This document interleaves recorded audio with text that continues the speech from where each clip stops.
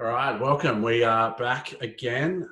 Today's Zoom catch-up chat is with Nicole from BIRDSEYE View Consulting. Did I get that right? Yeah. Yep, fantastic. Nicole's been in the industry for a very, very long time. And similar to Benita, for those who watched, has decided to go out into the big wide world of running her own business and getting into a bit of coaching and that sort of thing. And, we saw an opportunity to bring Nicole on and to add some value to the group and to what we've been trying to achieve over the last couple of months. So welcome, Nicole, and thanks for joining us. Thanks for having me. And as usual, I'm sure there's some people out there that know who you are, but probably plenty that don't. So give us your backstory, give us your comic book origin story. How did you get in the game, and how did you end up here today? Oh, sure. Well, I'll comic book it as best I can. It's been quite the fun ride. 14 years this year of travel. So it's been quite the roller coaster, as I'm sure many of you can relate. It's lots of ups, many downs, lots of dips and turns. But we get to where we get to because of the experiences that we get. So I've been very fortunate, and I love the journey so far. And I know that a lot of people don't like that word, but stiff. Look, I tell you what, I think when I was 21, I took off overseas. I used to do a lot of like customer service stuff, just during uni. And I went and actually got my degree in graphic design, which is a little tidbit there. So 4 years at uni, got that. And I thought I had this bright idea that I was going to go overseas and do my portfolio over in the UK, because I thought, at the time, I think everybody that leaves the universities in Australia are going to have the same portfolio, but I bet you in the UK it'll be different. So I thought, I'm going to just do it. So I packed up and I moved abroad, and I lived overseas for 12 months. Well, I lived in the UK. I lived in London for about a month. And I ended up having a beer next to a guy that literally came from my hometown. I said, nah, not doing this. So I actually went and lived in Northern Ireland for a little while, which was really cool. And I guess that's where this burning passion of the fact that I'd talk about travel and people would just be like, oh my God, I want to go to Australia. You just sell it so well. And said, you should be in tourism. And I thought, I'd never really thought of that. I just thought I was going to be a graphic designer, because here I am with my backpack and my degree. So I guess that's kind of where the spark of travel came from. And when I moved back home, I was so broke. I had no money. I think I had $200 to my name, and I applied for a job at Flight Centre, and the rest is history. 13 years plus, then here we go. But I don't know, it's been a fun journey, like, leadership stuff. I actually really sucked at sales at the beginning. I really, really sucked at it.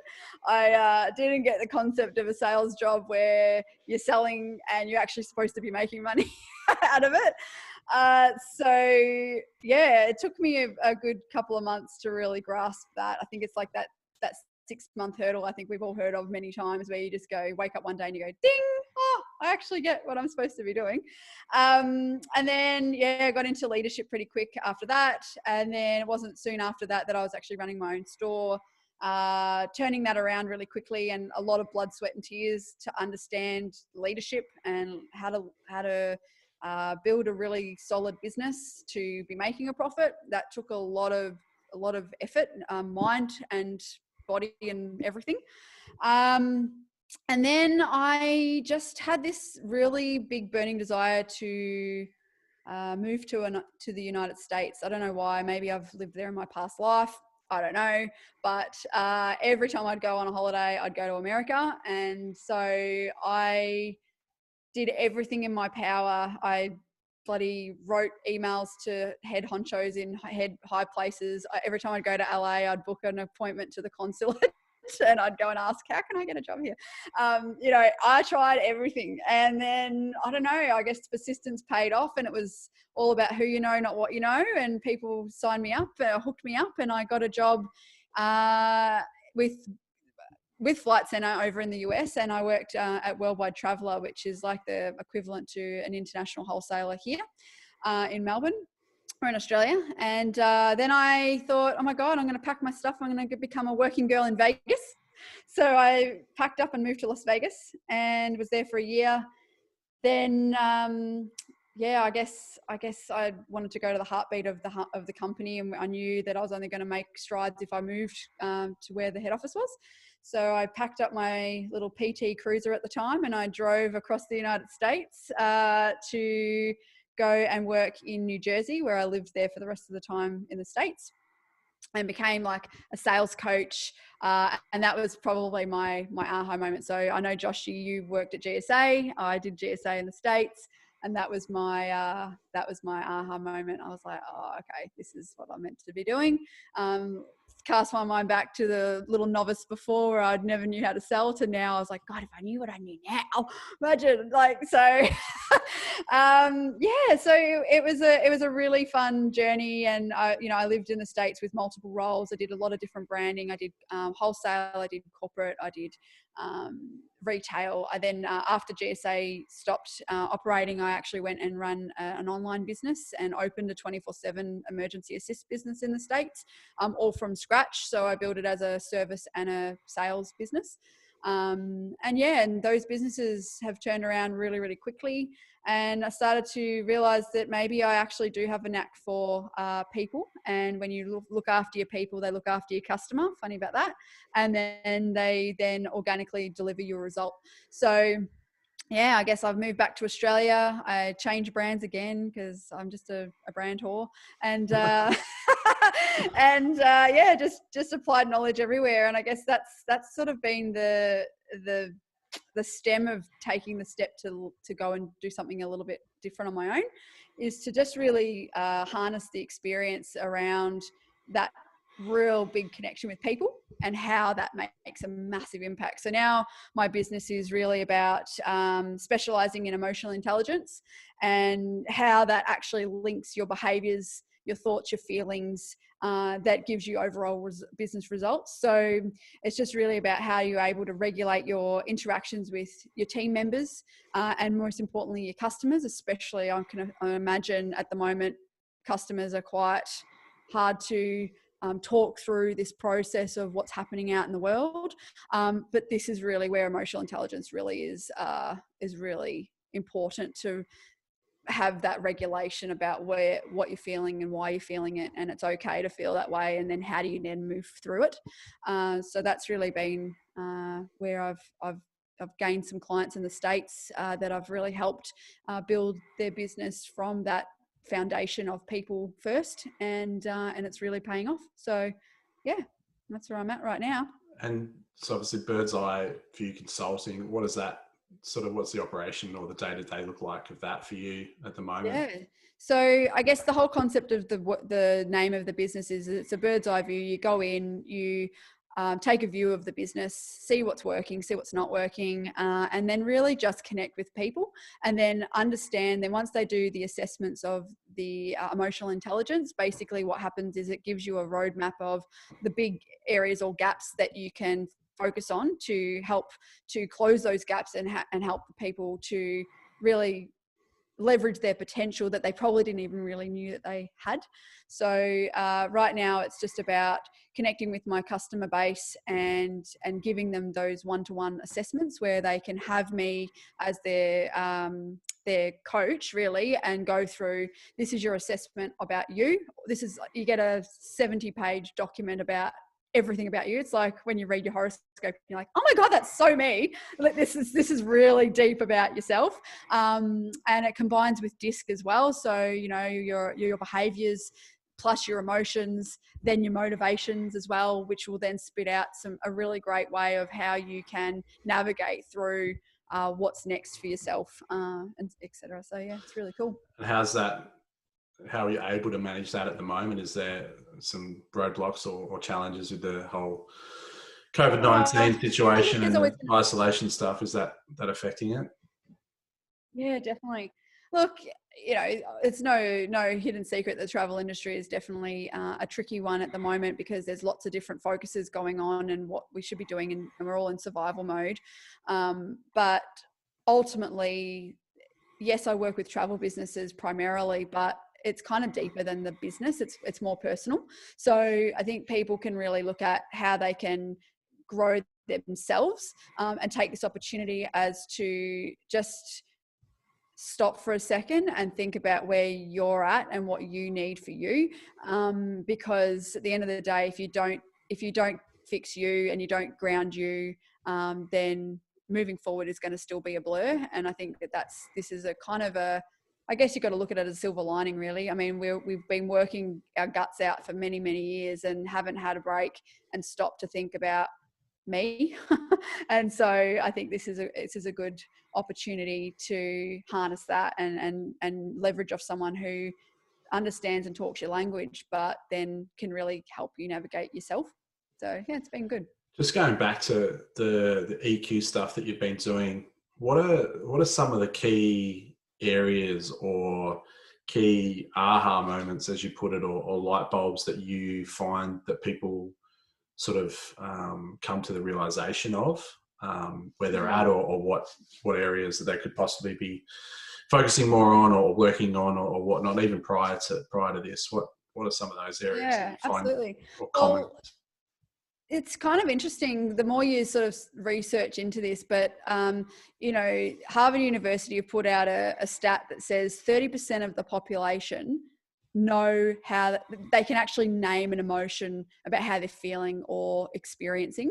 So 30% of the population, like, that's pretty shocking in itself, to go, there's only a handful of people that can actually sit down and say, I'm not just feeling sad, but I'm feeling deeper than sad. Like, sad is a higher up word that we would use. It would say, oh, okay, I'm sad. Okay, but why am I sad? And to actually navigate through that path of why, I think, growing up and school and work and all those things, no one actually asks you, how are you feeling really? Like, tell me really how you're feeling.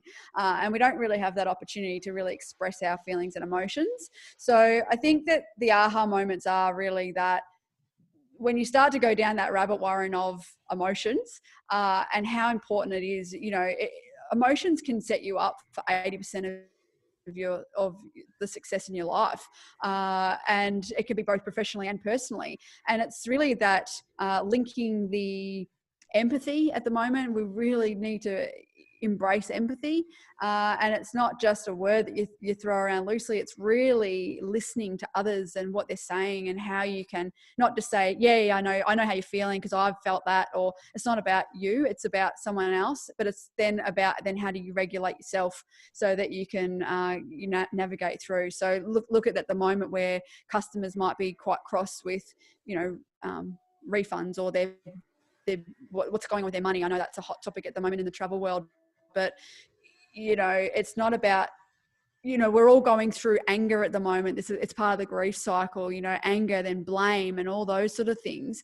And then what happens is that if you're feeling anger and blame, but you don't recognize that you're feeling anger and blame, then you're going to be cross and frustrated with your customer who's also going through anger and blame. So it's really about that regulation of knowing you and how you can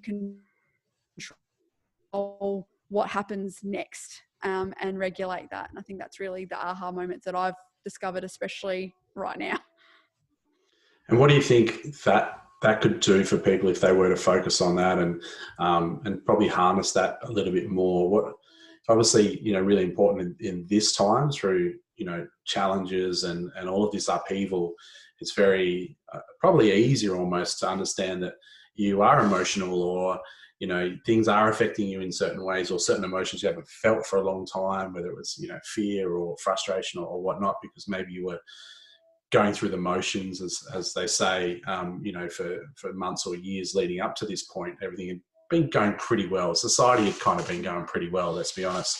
So when society's going well, the travel industry generally goes well because people have got money and they want to spend it and so forth. So, what I'd like to understand would be how we learn through this process of the EQ side of things, and how do we understand our emotions, understand how they affect us, and understand how we can harness them to help us. And as you said, with the success that can come both professional and personally, when things start to go right again and start to go well again, and this could be 12 months, 18 months, 2 years down the track, who knows, but how do we maintain the importance around, the emotional intelligence and the EQ stuff in our day-to-day lives, business, professional, personal, Yeah. when it's good, when things are going well, how do we still make sure that we use this time to learn and then add it to our tool belt moving Absolutely. forward.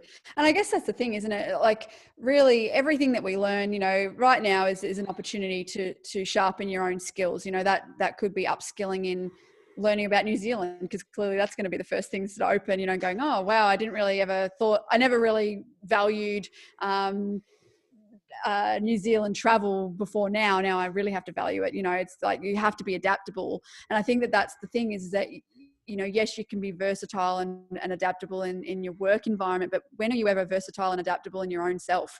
And do you just go through the motions in life and just go, oh, well, that's just how I am? Or do you start to go, well, why am I like that? And why do I react? And why do I start crying? Why do I get angry? And why do I, laugh at this situation when I probably shouldn't, and there's all those things. And I think that there's a couple of things. Our brain does three things: it distorts, it deletes, and it generalizes. And I think that, and when you start to really understand which category I'm falling into and why I'm doing that, and I think that's probably the most important thing, is the why.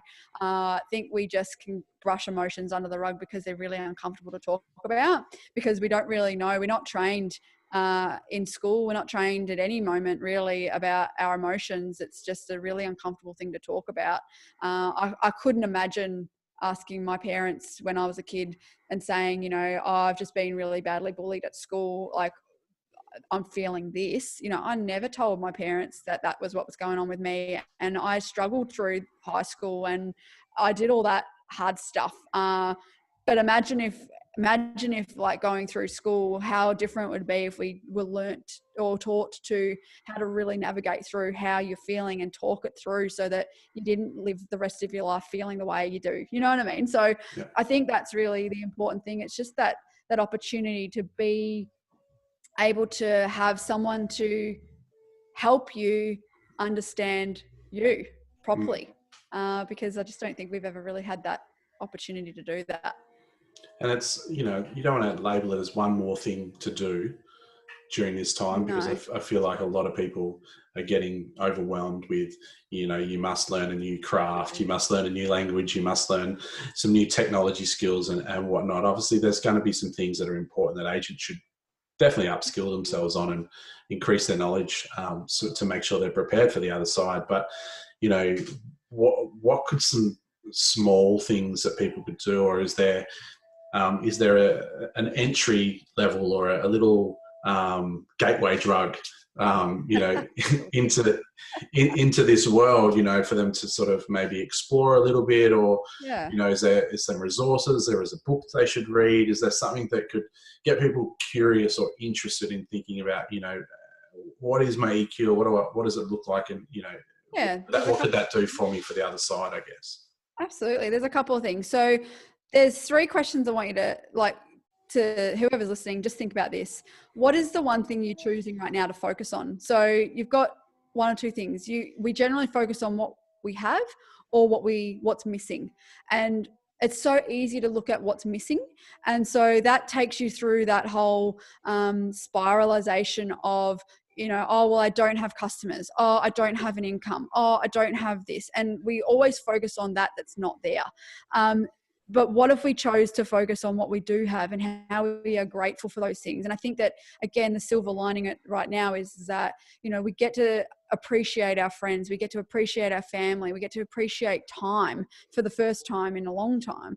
Like all these things are gratitude, and we haven't had that moment to stop and think about it. So the first question is, what are you choosing to focus on, is number one. Then once you realize what it is that you want to choose to focus on, then you ask yourself, well, what does this mean? Why does this mean a lot to me to focus on this? Start to understand the meaning, because the third thing is meaning equals emotion. So when you attach a meaning to something, it gives you an emotional response. So it's really a three-step process. What is it that you want to focus on?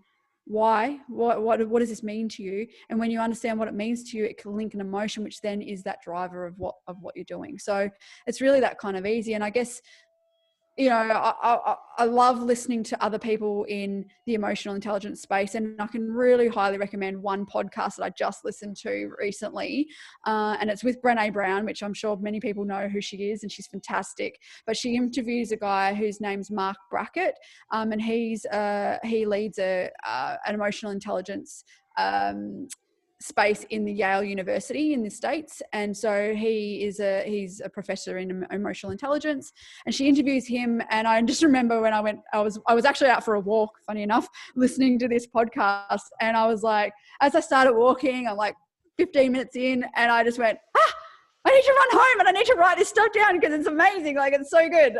And I've listened to it multiple times because it's really helpful to spark back memories of childhood and how we could have repathed our way if we had have just had a different way of expressing emotions and talking it through instead of just shoveling it under the rug. And now the rug's really bloody big and you keep tripping over it.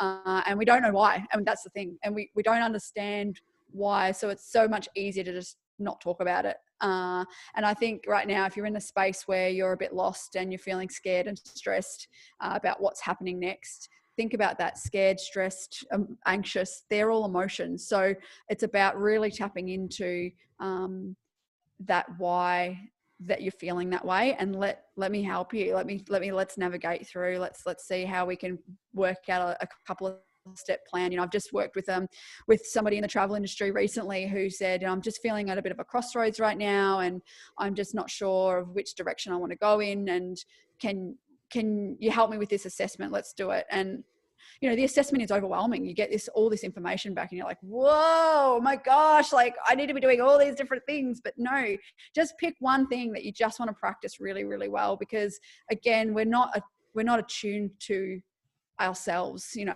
And so once you start to really dial that tune in really good, and you start to sit back and tell yourself different stories in your head that are actually a little bit more meaningful than probably before, where they're probably a little bit self-sabotagey, you know.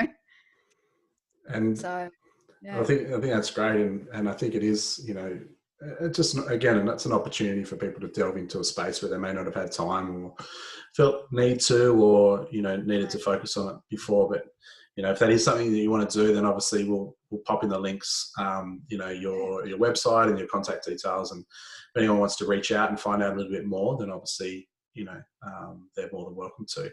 And yeah, that podcast, I think we'll pop in there as well, because I reckon that would be It's awesome really good. Just people, again, as you know, it's just getting a little bit curious about things, and then, you know, you stumble across some resources, whether it's a book or a podcast, or, you know, something that sort of tickles a bit of a spark in going, oh, actually, that resonates with me a little bit. And then, you know, if people do see it as a benefit to them, then, you know, maybe they'll delve into it a little bit further. Absolutely. Yeah. And, you know, it's not just about yourself either. It's also about others. So I think that once you can, you know, regulate yourself, then you can really start to look at what's happening in other people's worlds and really connect the dots. Because I think there's, you know, I know you had Michelle Bolitho on a little while ago, but my favorite phrase from her is get curious before you get furious. And I think we can easily jump to a furious space without really seeking to understand others' points of view or perspectives or their values either, because sometimes we just are off kilter. And if you just take time to regulate your response instead of jumping down, you know, the throat. And like I said, I keep referring back to this at the moment with customers right now, because they're feeling scared and stressed themselves, and we're feeling scared and stressed ourselves. If we're not able to stop and regulate me, then how can I stop and regulate the customer? And so what happens is we just end up butting heads and having an argument, and you know, that's not fair either. So so that's I think it's important to understand too. Emotional intelligence isn't just about yourself, but it's also about others. Yeah, of course. And I guess once you can understand yourself, then it's easier to identify, as you said, what's going on in somebody else's world, possibly, or, you know, or at least making you think, you know, to get curious and ask the questions, as opposed to jumping to conclusions or judging straight away based on, you know, whatever your perception was in the first place. So I think that's gold, mate. And absolutely. Look, I'm sure we could probably spend another 3 hours going through all of this, and it's something that I'm also curious about, and you know, and as a bloke, you know, we don't don't necessarily play in this space all that often, or have ever been encouraged to, or it's necessarily, part of bloke society. So, I think it's a good thing. And if now's a good time as any, mental health and all of these things are just as important as getting out there and staying physically healthy and walking and getting your exercise and those things as well. So, mate, I think what we might do now is kind of wrap it up a little bit, but, is there anything like maybe one or two things that you could think of, maybe just a little nugget or a little bit of advice that you think that, you'd like to leave people with today as something that they could be thinking about, talking about, or just even reiterate some stuff you've talked about. But, let's wrap it up with something that, is a real good takeaway for some people out there. What do you think? Yeah, sure. I think first of all is just acknowledge that how you feel is valid. I think that how the world is right now is crazy, and we're all in this together. But just acknowledge your feelings. I think that's important.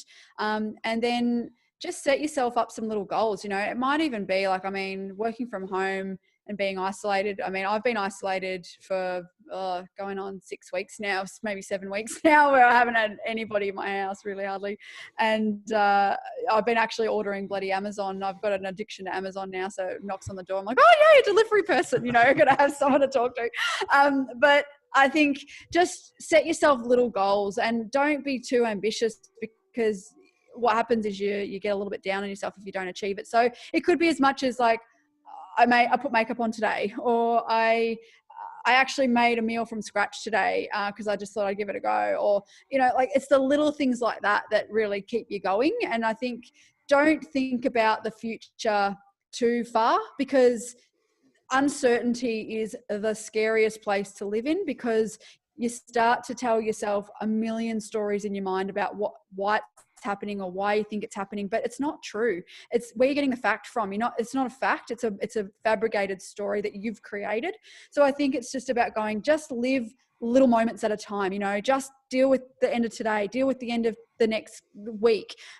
Just those little milestones. Don't think about what's going to happen in a year. Don't think about what's going to happen in 5 years. Not yet, because you don't know. So once you start to get a little bit more clarity, it's just going to help you navigate through, because I know we're all feeling really, just a little, we are feeling really uncertain at the moment, and that's really valid. It's a really valid feeling. But if you get sucked into it too much, it's just really tricky to pull yourself out, because you've actually, your brain's told yourself a story a million times that you really start to believe, but it's actually really not true. So that'd be what I'd suggest, is don't go too far into the future, because it's unknown at the moment. Just do what you can control right now, and that is you and how you feel, act and think. And that's all you can really do right now. So that'd be my little nugget. Good advice, mate. And something I didn't mention at the very start of this is your birthday today. Oh, thanks. So happy birthday. 30, 31, 32? Yeah, exactly. Yep. About the same as me. So thank you for giving up your time on your birthday. It's my pleasure. I know you'd probably prefer to be out day drinking somewhere or doing whatnot. I don't know where would I do that? Unfortunately, we know that that's not possible. So we do appreciate you giving up your time. I think, there'll be a lot of value taken from this call for the people out there that did manage to watch all the way through. And, if anyone does want to connect with you, then obviously we will put all those things down as well. So, mate, it's been great to reconnect. We haven't spoken for a little while. It's great to hear about how your business is going and what you're up to at the moment. So well done with all that. And I hope, and I know on the other side of this, that business will be successful, and you'll add some real value to the industry and to the people that engage in your services, mate. So well done. So and thank you again. And we'll talk soon. Sounds good. Thanks, Josh. Appreciate it. Thanks, everyone. See ya. See ya. Bye.